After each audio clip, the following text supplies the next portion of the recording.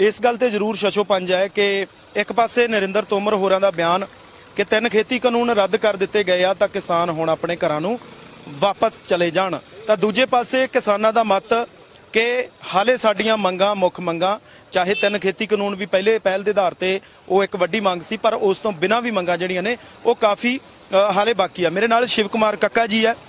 कक्का जी, तोमर साहब का आज फिर बयान आया, वो बोले कि 3 खेती कानून रद्द कर दिए गए हैं, अभी किसान वापस चले जाएं। देखिए, ये जितना सहज से उन्होंने कहा है, ये पीएम ने भी कहा था 19 तारीख को।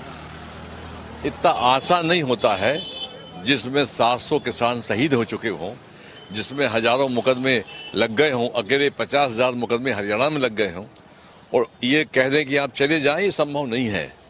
हमने पत्र दिया है, पत्र में लिखा है 6 हमारी मांगे हैं कि 1 साल पहले उन्होंने कहा था कि पराली का हम आदेश जारी कर देंगे, आज तक नहीं किया। बिजली का उन्होंने स्वीकार किया था, वो आज तक जारी नहीं किया। जब तुमने 1 साल पहले जो घोषणाएं की थी वो आज जारी नहीं की हैं, तो अब संकट विश्वास का है। हम इन पर विश्वास क्यों करें? खुद ही विश्वास खो बैठे। हाँ, तो वो विश्वास क्यों किए जाए? जो हमने पत्र लिखा है उस पत्र पर सरकार गंभीरता से विचार करे, और विचार करने के बाद में हमारे लोगों को बुलाए वार्ता के लिए। टेबल पर बैठ के बात होगी, एमएसपी पे गारंटी कानून की होगी, 700 किसानों को शहादत हुई है उनकी क्षतिपूर्ति की होगी, मुआवजे की होगी। बिजली कानून और उसके लिए जो आपने पहले घोषणाएं की हैं उनके आदेश अभी तक जारी नहीं हुए।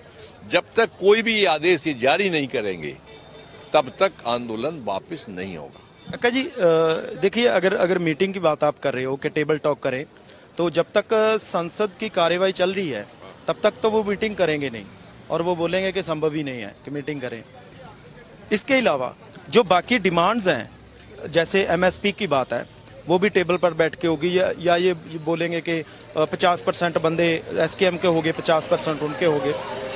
तो उससे पहले क्या ऐसा संभव है कि सरकार चलते संसद में ये ऐलान कर सकती है, या ऐसा कुछ सोच सकती है, जो मांगे आप बोल रहे हो कि 6-7 मांगे अभी बाकी हैं, तो उस पर विचार करेगी सरकार इस टाइम?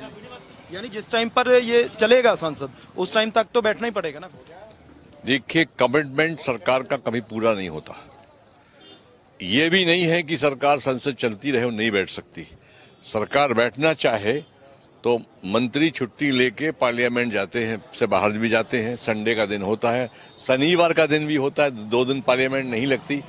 3-4 घंटे में टेबल टॉक हो सकती है, या पार्लियामेंट के बाद भी शाम को बात हो सकती है। बाद में क्या है, सब 11 राउंड बात पहले भी हो चुकी है, सरकार जानती है।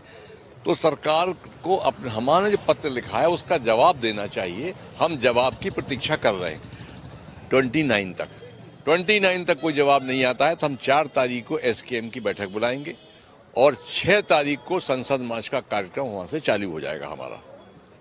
यानी 4 को ये फैसला आ सकता है कि 6 को दोबारा ये जो 29 वाला जो मुलतवी किया गया है, स्थगित किया गया है, वो 6 को हो सकता है।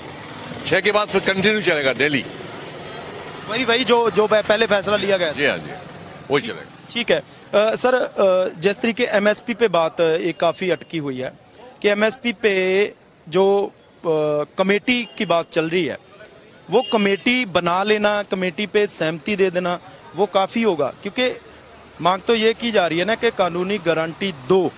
अगर कानूनी गारंटी नहीं मिलती, कमेटी मिल जाती है, तो ये मंजूर हो सकता है।